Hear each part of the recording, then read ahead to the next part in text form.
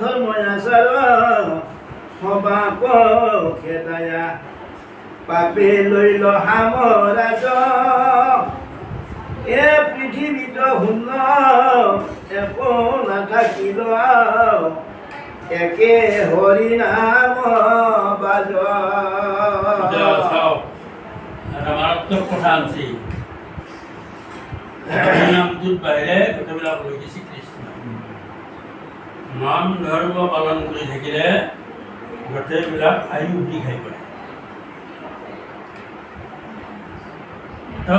নাম অবিহনে আমি যিবিলাক কৰোঁ চব পাপ পাপটো খণ্ডন কৰিব লাগিলে মনটো শুদ্ধ কৰিব লাগিলে কৰ্ম শুদ্ধ কৰিব লাগিলে নীতি আচাৰ শুদ্ধ কৰিব লাগিলে ধৈৰ্যত ধৰিব লাগিলে সত্যক শুদ্ধ কৰিব লাগিলে আমি এই কি কৰিব লাগিব আপোনাৰ এই যিকেইটা দিছে শ্ৰী ধৰ্ম ধীতি সত্য শৌচৰ নীতি ধৰ্মৰ আচাৰ আচাৰ মানে হ'ল আচাৰটোতো আৰু আংগাৰিক টান আচাৰ হ'ল হিন্দুৰ মানৱৰ সমস্ত ধৰ্মৰ ৰাজা আচাৰহি পৰম ধৰ্ম আচৰণ কৰা আচাৰটো আচৰণ কৰা তো আচাৰটোৰ লগত নীতি নিয়ম আছে গতিকে আচাৰটোৰ লগত স্বধৰ্ম আছে আচাৰটোৰ লগত সত্য আছে শৌচ আছে এইবিলাক গোটেই আচাৰৰ লগত আৰু কৈছে আচাৰহি পৰম ধৰ্ম আচাৰটো হ'ল পৰম ধৰ্ম সেইটো পালন কৰিলে গোটেইবিলাক পালন কৰা গতিকে 4টা লাইনত আমাৰ বুজিব লগা জানিব লগা কিমান আছে এই মানুহ পবিত্ৰ অনুষ্ঠানত গৈছোঁ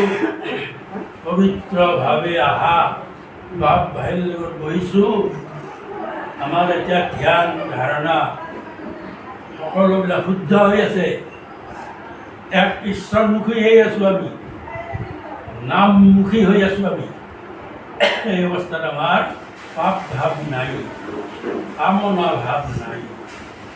সেইকাৰণে এই অৱস্থাটো আমাৰ শুদ্ধ অৱস্থা এই অৱস্থাটো আচাৰ এই আচাৰটোৱে আচৰণ এই আচৰণটো যদি শুদ্ধ হয় তেনে চব যাব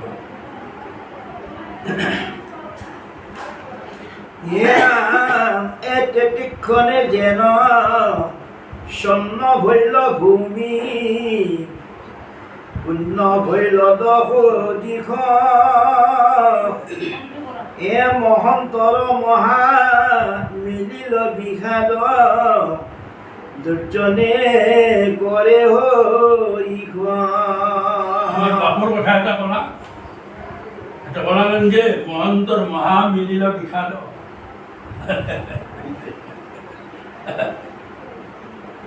মহন্ত কাক কয় যিসকলে মহান কৰ্ম কৰে যিসকলৰ মন কৰ্ম শুদ্ধ যিসকলৰ ভক্তিভাৱ সকলো প্ৰাণীৰ প্ৰতি আছে দয়াৰ ভাৱ সকলো প্ৰাণীৰ প্ৰতি আছে শুদ্ধভাৱে যিসকলে চলে সেইসকল মহন্ত তেনেহ'লে এনেহেন মহন্তবিলাকৰ মনত এই পাপে যেতিয়া সাম্ৰাজ্য কাঢ়ি ল'লা কৃষ্ণ যোৱাৰ পিছত তেতিয়া স্বাভাৱিকতে এনেহেন মহন্ত শ্ৰেণীৰ মানুহে শুদ্ধ ধৰণৰ শুদ্ধ শ্ৰেণীৰ মানুহৰ মনত বিষাদেৰে পৰিপূৰ্ণ হয় সেই কৈছে হে কৃষ্ণৰ বিযোগে অগণি বুধাই পাৰন্ত পৃথিৱী গেৰি হা প্ৰাণনাথ কৰিয়া অনাথ মোক কৈ নাই বসুমতী কয় ধৰাতল নহয় তেনেহ'লে এই পৃথিৱী বা বসুমতী কাণ্ডত আছে ইমান দিনে কৃষ্ণৰ ৰূপে আছিল এই ধৰাত তেওঁৰ খোজবিলাক তো ধ্বজ বজ্ৰ জব অংকুশ পদ্ম পাঁচটা চিন তেওঁৰ ভৰি প্ৰতিটো খোজত বহি বহি গৈছিল তেওঁৰ খোজত এই পাঁচটা বহি যাওঁতে সকলো দুষ্টবিলাকে সেইটো দেখা পাই ভয়তে সাৱধান সাৱধান কৃষ্ণ কিন্তু যেই কৃষ্ণ গুচি গেল তেতিয়া খোজৰ পৰা পৃথিৱী ধৰাতলে বসুমতীয়ে বঞ্চিত হ'ল সেইকাৰণে বসুমতী কাণ্ড মোৰ শুদ্ধতাটো কৃষ্ণৰ লগত লৈ এবে হে বিধৱা হইল মই আবে কটন পাপ সঞ্চিত ধ্বজ ব্ৰজ জব চৰণৰ খোজে আজিহে ভৈল বঞ্চিত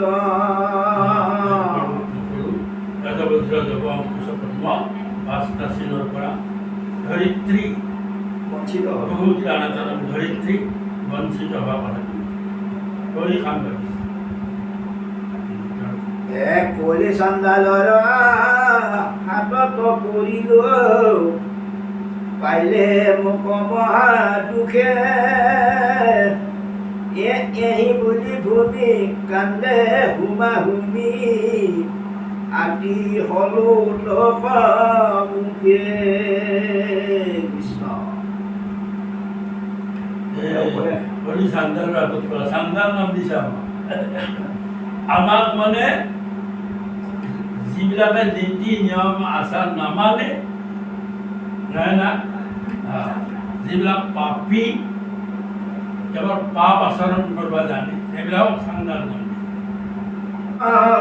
ভাগৱত পদ কিবা আছে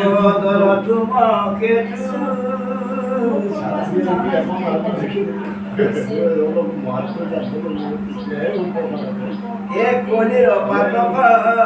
ঘাতক এইহে সংসাৰ সাগৰ হেতু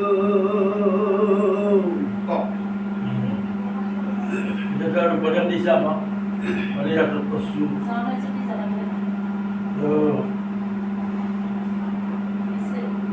এতিয়া সংসাৰৰ পৰা পাৰ হৈ যাব লাগে সংসাৰ সাগৰ হেতু এই সংসাৰখনক সাগৰত যেনেকৈ পাৰাপাৰ নাই সংসাৰখনৰ মায়াৰে অৱৰা আমাৰ সংসাৰ বহুত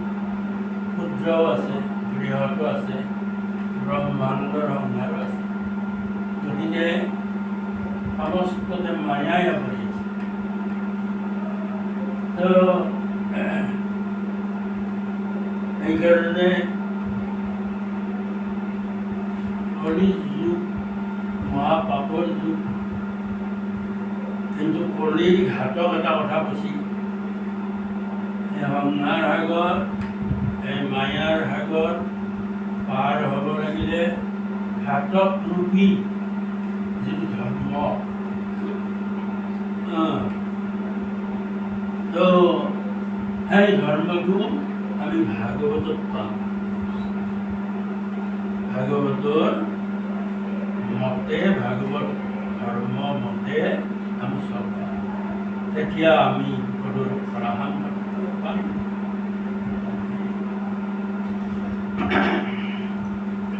এ খুৰ বলি কাল আতনাহি ভাল অধৰ্মে জুৰিলে বাজ ৰাজ এ দিনে দিনে লোক হইল মলমতি আৰু আন চিন্তা কাজ আৰু এইটো কলিৰ যুগ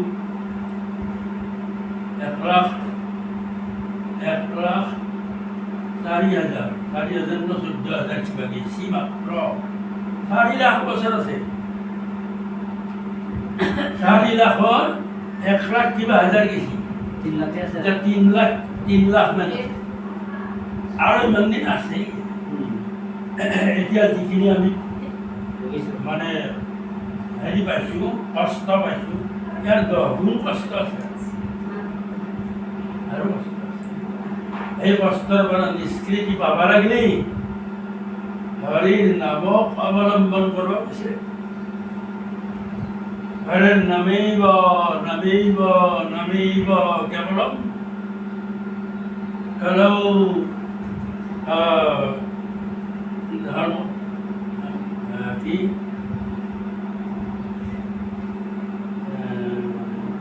হৰিৰ নামেইব নামেইব নামেইব কেৱলম কলৌ নাস্তব্য নাস্তব্য নাস্তব্য গতিৰঞ্জনা আমাৰ শাস্ত্ৰত কৈছে যে কলিৰ নামহে পাপৰ পৰা উদ্ধাৰ কৰ্তা নামৰ আশ্ৰয় লয় নহ'লে আমি পাপত সব ক্ষেত্ৰতে আমাৰ পাপ আমি ভাতমুঠি গাওঁতেও পাপ হয় যদি ভাতমুঠি আপুনি ঈশ্বৰক অৰ্পণ নকৰা কৰি খায় ভাতমুঠি আপোনাৰ নহয় ঈশ্বৰে দিছে আপনি নিজে কৰ্ম কৰছে সঁচা মাৰান মাৰি চাউল মিলে আপনি খাইছে সঁচা বস্তুটো ঈশ্বৰৰ তেওঁক আপনি কৃতজ্ঞতা দিব লাগে হে প্ৰভু তুমি নিদিলে ক'ত পালোহেঁতেন গতিকে ভাতমুঠি খাওঁতে যেনেকৈ ঈশ্বৰক ভাবি ঈশ্বৰক অৰ্পণ কৰি খোৱা যায় সব বস্তুৱে ঈশ্বৰক অৰ্পণ কৰি খাব লাগিব তেতিয়া কলিৰ পাপে স্পৰ্শ কৰিব নোৱাৰে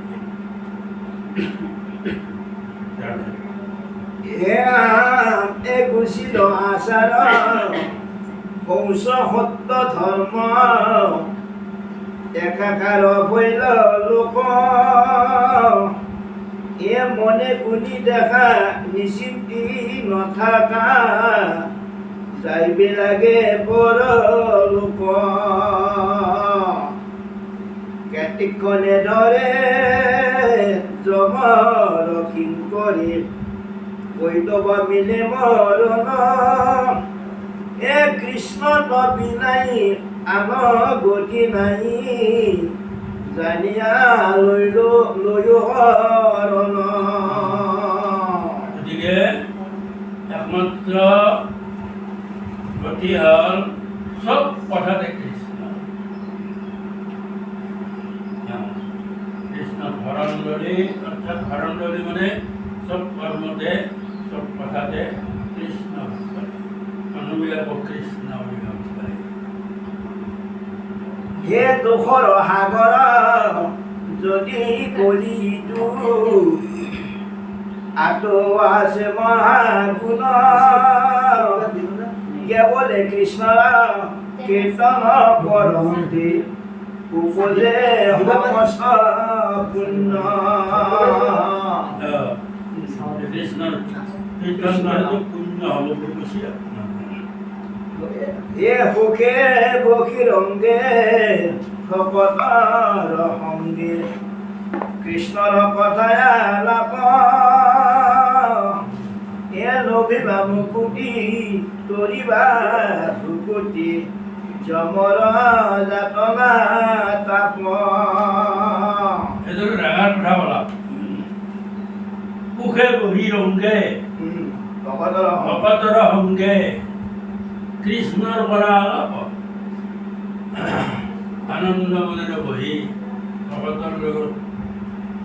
আলাপ আলোচনাটো কৃষ্ণৰ কথা আলাপ আলোচনা কৰিব কৈছে তেতিয়া কি হ'ব লভিবা মুকুতি তৰিবা ভুকুতি আৰু যমৰ যাতনা নাপ আমি সেইটো কৰিব পাৰিম না পাৰিম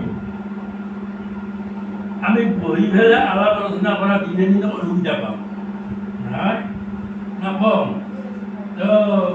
সেইকাৰণে আমাৰ কৰ্মত কৃষ্ণ নাম টানি আনিব লাগে। ক'ৰবাত যাওঁতে কৃষ্ণৰ নাম টানি আনিব লাগে। কৃষ্ণ এই বিপদ দিলা বাট কাটবা গেল কৃষ্ণ উইদাউট খাদ্য। ঠিক এনেদৰে চব কৰ্মতে কৃষ্ণক জড়িত কৰিব লাগে। মানে পাপটো কৃষ্ণৰ তাতে ঠেই দি দিব লাগে। প্ৰভু মোৰ পাপ যেন নহয় তুমি গ্ৰহণ কৰা, তোমাৰ নাম ললো মই সেনেহে নহ'ল।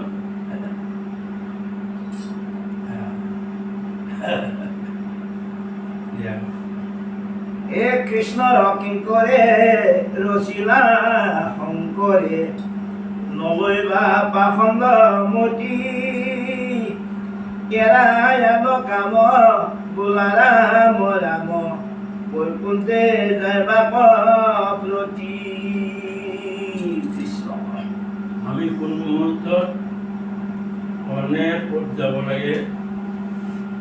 বাৰবাৰ নাই। মই এটা উদাহৰণ দিছোঁ। প্ৰায় 50 বছৰৰ বেছি হ'ল। মোৰ এটা এইবাৰ 60 বছৰ হ'ল। 60 বছৰ ৰান্ধি মই আহা দিয়া। তো 50 বছৰমান আগতে মই বাজাৰত দিছোঁ। যাওঁতে বাজাৰতে শুনিলোঁ যে কালিপুৰ ছাইডৰ পৰা এজন মানুহে বাজাৰ কৰিব ওলাইছে। মনাখান বহুত কোনো নাই অকলে আহোঁতে ডিজাইন ওজা মণ্ডল তাৰপৰা তিনিআলিৰ এই যে খৈৰাবাৰী যায় চব তাৰে গুৰিত ডিজাইন মণ্ডলৰ ঘৰ। সেইটোৱে ডিজাইন মণ্ডলৰ ঘৰ। সেই ডিজাইন মণ্ডলৰ সিফালে এটা সৰু কালভাৰ আছিল। সৰু কালভাৰ সেই কালভাৰৰ স্থান পোৱাৰ লগে লগে সেই মানুহটোৱে মানে উজাপ খাই পৰাৰ দৰে তেওঁ পৰি দিছে। পৰি যাই হেৰমাৰিকে